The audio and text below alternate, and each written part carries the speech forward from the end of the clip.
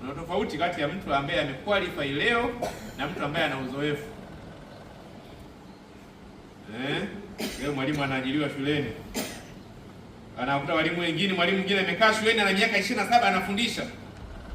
Aka kamekuja leo, mimi mwalimu, haki sawa, naelewa kila kitu. Toka hapa, naelewa nini wewe? Kaona umeclaim tu madaftari.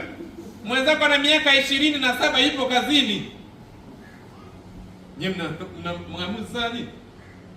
Hapana. Leo anakuja padri mpya, anapata padri juzi. Wako nyosha mikono yangu na baraka Mungu Mwenyezi. Na mimi ngome na hiyo padri ngoma draw. Wenzako ana miaka 50 ya upadri. Una kama una siku mbili, kuna ngoma draw hapo. Tumsifu Yesu Kristo. Hapo bwana kituo cha polisi hapo. Leo anakuja askari, kametoka depo.